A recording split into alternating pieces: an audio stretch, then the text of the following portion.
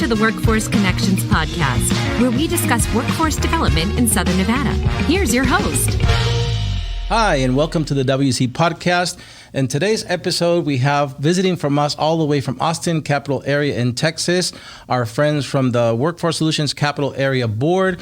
They were here in Las Vegas to do a best practices exchange over the last day and a half, and we're here to discuss how that's gone. So, Tamara, Melanie, welcome to the podcast.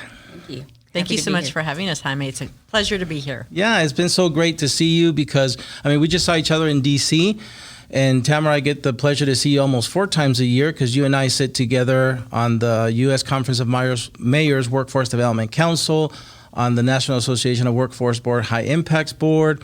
And so we thought, how wonderful would it be for our board members, our staff to also get to exchange these ideas you and I always get to talk about. So thank you for taking the time to bring your board members all the way here to Las Vegas.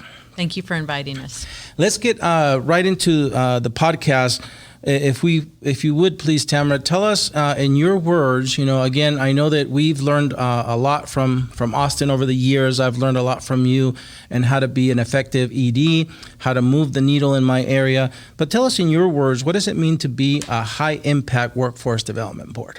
Well, first of all, thank you so much. This is really a pleasure to be here with you, Jaime, and what a great setup to get to communicate the important message of workforce development to your community and across the country. So I think that the Las Vegas board, that you all at Workforce Connections are also a high-performing board. So I hope that you'll agree with some of the things I say. I think to be a high-impact, high-performance board means that we serve as a hub for workforce development in our community. So in the Central Texas region, what that means is we're a trusted advisor for elected leaders, for business leaders, for education leaders, to see workforce solutions as having data that is relevant to the workforce ecosystem, for having solutions that can help bring job seekers and employers together, and really understanding our unique value proposition around providing services that job seekers and businesses value.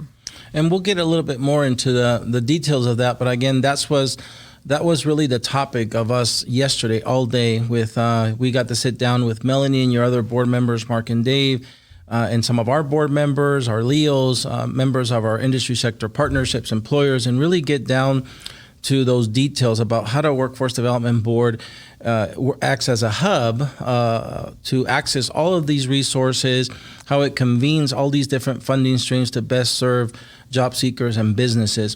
So, Melanie, what is the importance of a board member when we talk about these local workforce development boards? Local elected officials appoint members of the business community to bring their subject matter expertise of the labor market to really help us, again, help Tamara and I and our staff do the things that we need to serve our community. So what is the importance of those board members having a high level of engagement? Well, an engaged board member is a productive board member. And so when you have a productive board, you attract productive people who have a passion for what they do. And bringing the industry sector or the business knowledge and passion for workforce development to boards like ours and giving them opportunities to engage, whether it's submitting their subject matter expertise on developing the industry partnerships or promoting the great work that our workforce boards does, keeping them engaged and moving the needle and moving the workforce development efforts in our region is important. But having that engagement and giving them opportunities to engage just makes the whole board productive. I agree. And hearing the stories yesterday that you shared about your journey, as a business person in the capital area, leading those roundtables and eventually industry sector partnership, and now as chair of the board, it's quite a journey. And I know Tamara is fortunate to have you. Yesterday, you got to meet our chair, Jerry Merritt from Bank of Nevada. We feel very fortunate as well to have such an engaged chair and board member in her and the others.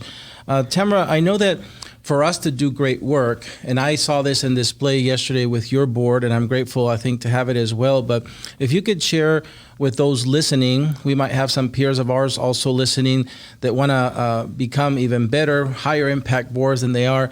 What does it take for us as staff to earn the trust of these board members and these LEOs? Because again, Without their trust, we can't move the needle. And so what ways can we use to earn their trust? Well, first of all, I'll say that as staff, as executive staff serving a workforce board, we are nothing without our workforce board members and our elected leaders in our community. So you're spot on, Jaime, that we must earn their trust. So there are really three things that I will say on that. It's communicate, deliver, and dream. So as leaders of a workforce system, we have to communicate well and often. We cannot expect that our board members who meet every other month, for example, can retain all the information from our complex system. So communicate succinctly, well, and often. Number two, I would say, is deliver.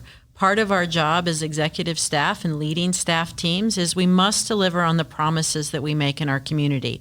That's just not our performance measures. That's also on the covenant commitment that we make in our communities to connect job seekers to jobs. And third is to dream. I think it would be oversimplifying it to think that just meeting performance measures is enough.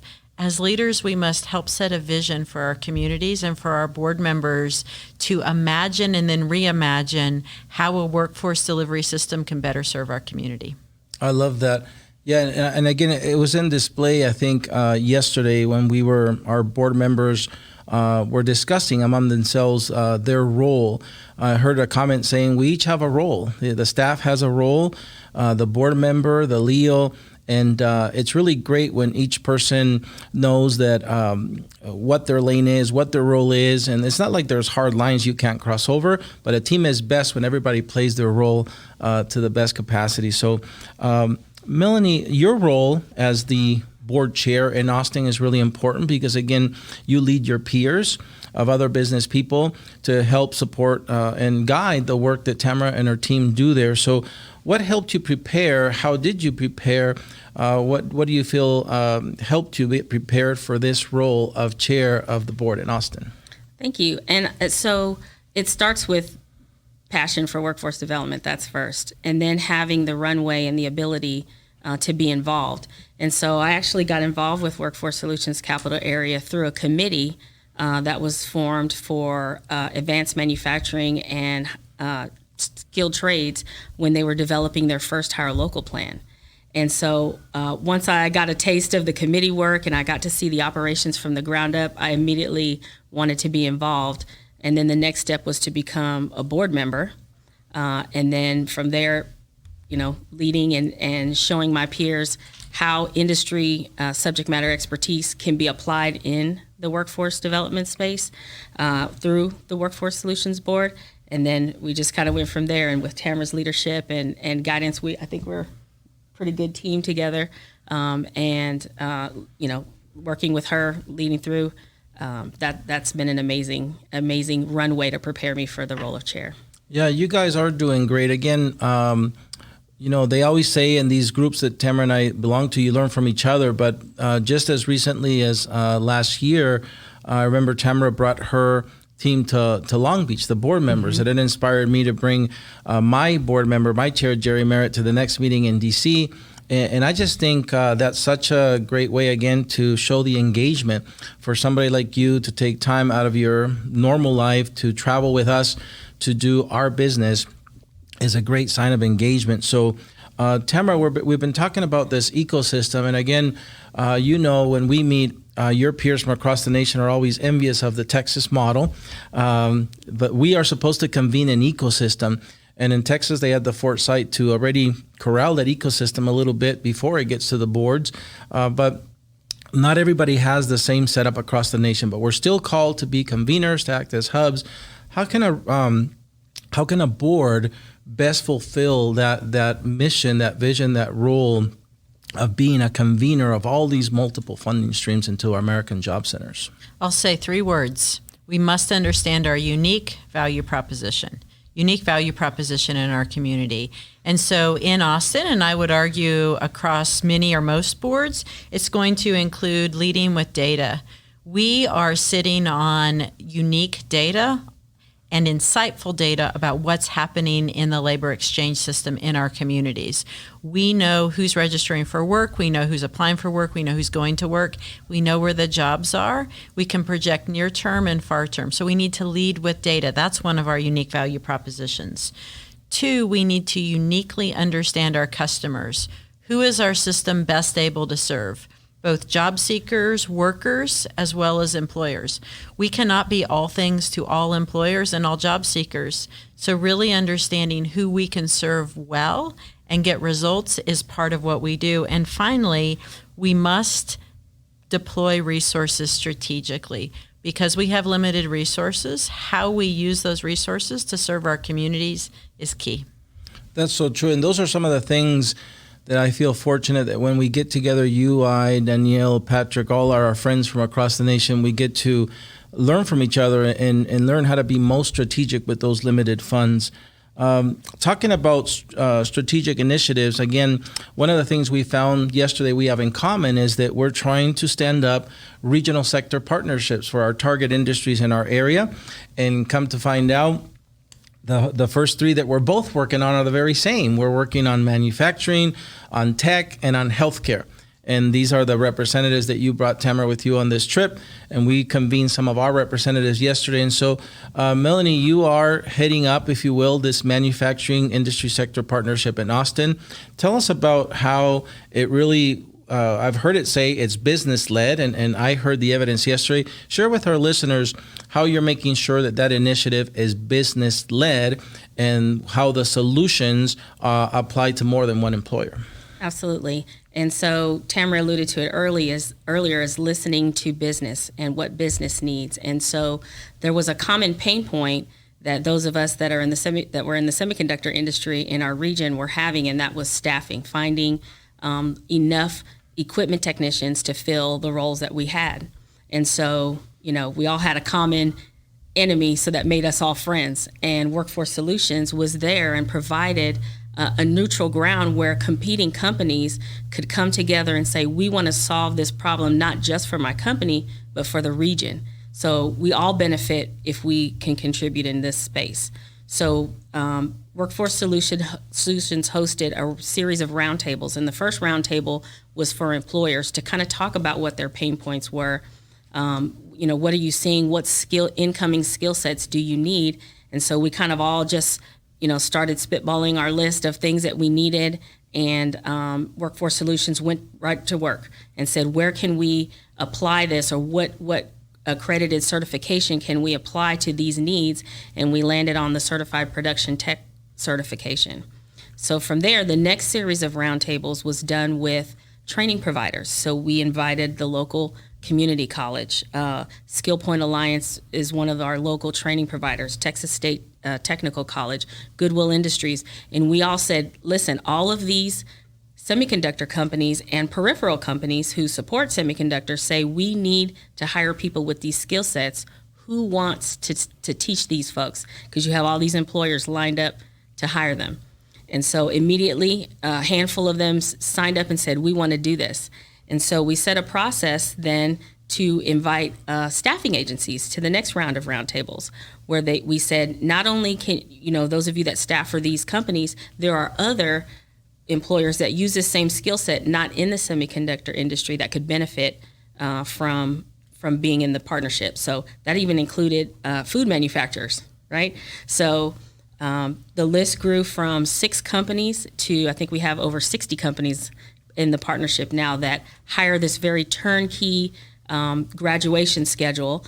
And then periodically Workforce Solutions will hold a fair, a career fair for those that have completed the program, and employers that hire people that have the skills needed for those that completed the program. And so we kind of make it special. Those that go through the program get like the first hour of the fair to themselves, and then they invite other job seekers in to talk to the employers. So it's been proven very beneficial, and we do it periodically. And the partnership meets biweekly, and we talk about let's make sure the curriculum is still what the employers need. So that's how we keep it business-led. Hey, we need this extra module on quality or safety. And the training providers attend those meetings, they make the adjustment, and that way they're continuing to refine the graduates that they're producing for the employer. So it's a great turnkey system. It is, and we're grateful that you are generous enough to share with us. We're a few months behind you in this, but again, we brought our school district, our community college, our employers to be able to see that the direction we're going is the right one, and this can be done. It takes the effort, the commitment of the board and all the partners to get it done, and we're grateful that you're allowing us to capture it also in this format so people can watch it, hear it, and hopefully replicate your success. There was a word yesterday that I remember. You wanted them to sit not as competitors, but there was a word that was the combination of collaborator, competitor. So can you remind me what that word was? Co-opetition. Co-opetition. Yeah. Are we going to get that into Webster Dictionary? We probably should. Okay. It's a very real thing. Yeah. Because a lot of, as you know, a lot of businesses are looking for employees, and they are competitors, but if they can see the power of being together and not selfish for just themselves, but for the industry and their region, it's magical when that happens. I love it. I love that you guys in Austin are doing that in a purposeful, intentional way. We're cheering for you because your success is hopefully going to be our success as we continue to try to help our nation, because these problems are common across our nation. Tamara, as you know, our peers, when we meet, we have the very same problems. And so anything that we can figure out as we share, we really have a national impact. So, but this visit of yours has really been inspiring, right? Tamara, I think that hopefully we get other of our partners to do this, because I know it's going to make our board better. I hope that whatever you take with you is going to help you improve as well, become a higher impact board. So, Tamara, I'd love to hear from you. What did you get out of this best practices exchange? I know I have my list, but maybe you can share with our listeners what you take away. Well, I say that you are a great example of setting a table where co-opetition can happen. So to go back to that new Webster word, co-opetition, Jaime, you and your team do that by bringing together business competitors in the market who have a shared interest in building a talent pipeline. You all do that. That's a big takeaway, is that's a role of a workforce board, a high-performing workforce board, which you are. So thank you for that. 2, I would say you all have shown us that you have the courage to innovate. And I use the word courage purposefully because you've shared with us, you and your team, how you've had to go through difficult conversations and make difficult decisions, all in the best interest of your community, your business community, your job seeker community, and overall, more effective labor exchange. So kudos to you and the courage that it takes to lead. And 3rd, I would say that I am taking away this notion that services don't have to happen in one-stop full-service centers. But here in Las Vegas, what I've learned is that you have 30 locations that people in your community can access to receive services from Workforce Connections. In Austin, we have 3. So we're going to take that back as a learning that we need to continue to innovate and up our game to keep in competition with Las Vegas. So I'm betting on Las Vegas doing well, and I'm betting on Austin replicating many of these great models. So thank you. I love it. I love how you're speaking our language on proposition for betting. And thank you for being always generous, always taking my calls, always being there to mentor us who are have been new executive directors. Like, I can't believe I've been an executive director for 4 years now. Time has rolled by, but when I was new in my role, you have always been generous and helping me, answering questions, sharing your experience. So thank you, Tamara. Melanie, same question. It's been great to see you here. Again, I was grateful to meet you in D.C. It was evident to me how fortunate Tamara is to have you as a board chair. And now having you here and hearing all this great stuff that you're using your business acumen, your experience to lead these industry sector partnerships along with Mark and Dave. What do you take away from your time here in Las Vegas that hopefully will be something that you make productive in Austin? I first want to commend you on the awesome implementation of your employment ecosystem. It takes a strong board to be able to convene government officials, educators, and business, and to solve a common problem. And so I've watched over the last day and a half how you all masterfully do that. So that's one big takeaway. It confirms the work that we endeavor to do in Austin. And so I think that's great. Another one is that I love, as Tamara mentioned earlier, your one-stop hubs, right? We're in the next 10-year planning of our facilities. And so I was very inspired by the partnerships that you've strategically made with folks that are aligned with your common mission. And so we definitely we've gleaned that from you, and we're going to take that back to Austin. And then third, I want to say you and your staff are walking the talk. Workforce boards also are in jeopardy of this great resignation or people just changing jobs. But watching you with your staff and how you treat them and how you make this environment a good place, people want to come to work and make a difference. I love how you're working with your staff. That's amazing. Well, thank you for those comments. I think for us, again, it's been an incredible experience to have you guys here. It's validated a lot of our direction, if you will. I know that during the trip, we've done lots of fun stuff. The exchange has been obviously the most important, sitting in that room and exchanging our ideas. But last night, we had a great time at dinner as well. Lots of laughs. And today, we still have some visits to do. As you say, we're going to go visit some of these locations that hopefully will inspire you. We shared with you yesterday the impact of those locations, not just that it brings us together with our partners because they put skin in the game with their facilities, but it also brings the services closer to where people live and work. These neighborhoods where the libraries are, where the chambers of commerce are, it makes it, again, our access to our services easier. And again, if that wasn't good enough, it's helping us avoid now over $1 million of infrastructure cost. It means we can serve more people and get more work done with the taxpayer money. So again, Melanie, Tamara, thank you so much for stopping over today and doing this episode of the podcast with us. Thank you. Thank you. All right, so that was it for this episode of the WC Podcast. Until next one, we hope you join us in the next one. Stay safe.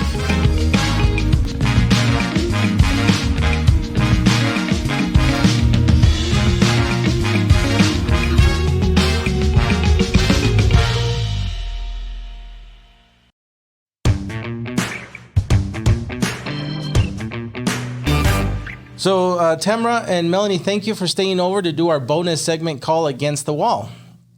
It has 3 sections. The first one is called Your Favorites. Are you ready? Ready. Melanie, Yes. I'm going to start with you. Tell us your favorite food. Spaghetti. Tamara. Tex-Mex. Melanie, tell us your favorite movie. Gladiator. Tamara. Casablanca. Melanie, your favorite city to visit. That's a good one. Las Vegas. There you go. I was looking at you like, I hope she says that. Tamara. Florence, Italy. Very cool. Melanie, your favorite subject in school. Math. Tamara. English. Melanie, your favorite artist or musical group. That's hard. There's so many good ones out It there. can be more than one. Okay. I love Brian McKnight. Groups. We'll just stick with Brian McKnight. All right. That's easy. Tamara. So Hozier, I recently got to go see Coldplay perform live in Dallas. Love Coldplay. Love Sarah Bareilles. Basically, whatever my mood is, I find a music to suit my mood. Very cool. Sarah Bareilles, Little Black Dress. Melanie, tell us your favorite holiday. Christmas. Tamara. Thanksgiving. All right. Here's a good one. Melanie, your favorite sports team.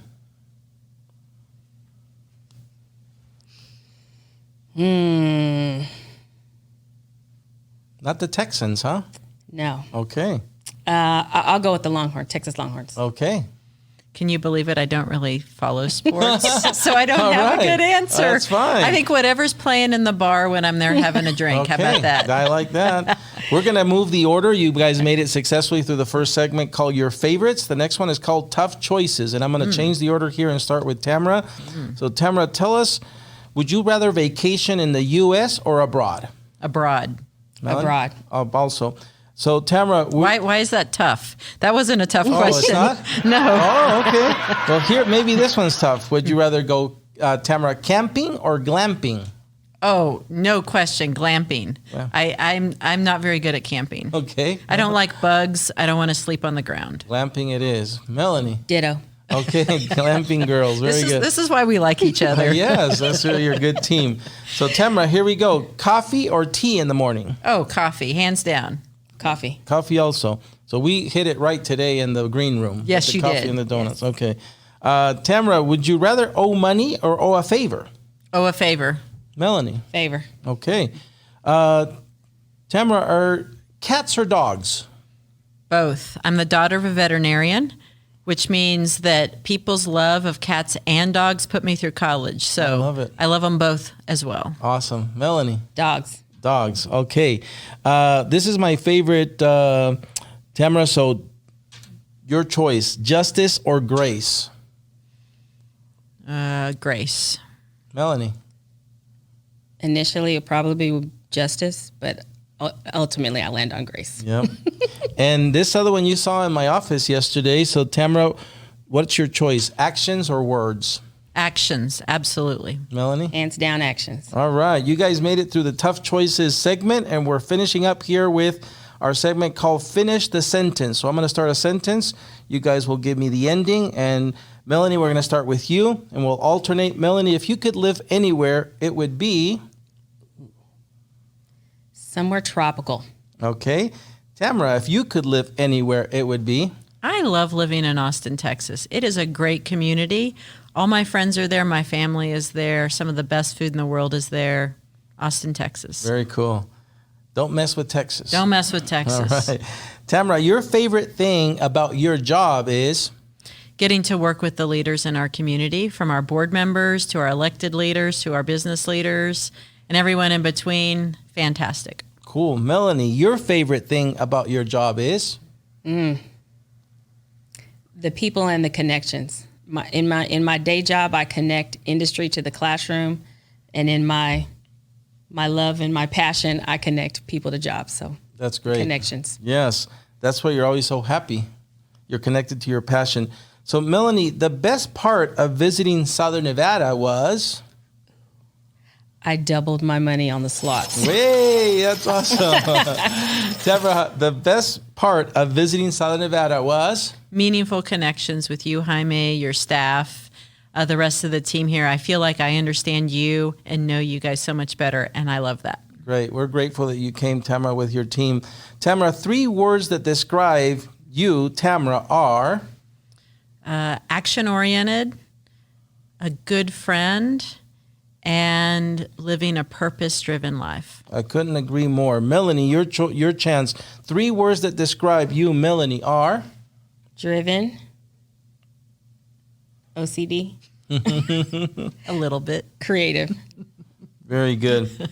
Very good. Melanie, if you could travel back in time, you would travel to? Ooh. That's a good one. Childhood, teenage years, high school, college. Okay. I would go back and start over at teenage. Can I bring my current knowledge with me? Yes. Teenager. Yep, me too. Hands down. With all that knowledge, conquer the world, right? Great. I'd have Lugal. Right, right.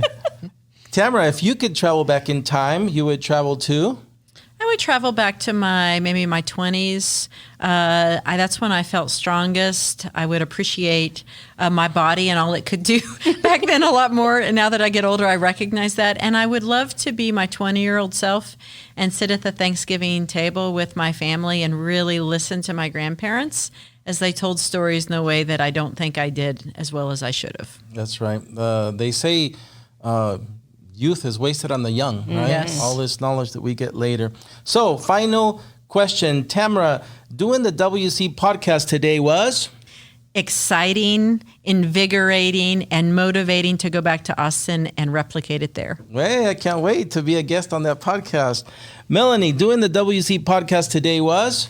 Inspiring, motivating, and encouraging. Great. Well, again, I can't And thank... fun. I'm going to add a fourth. Fun. Awesome. Yeah. Well, we can't thank you enough for taking times out of your busy schedule to visit here in Las Vegas, exchange the best practices, and most of all, staying here for the WC podcast with us. Thank you.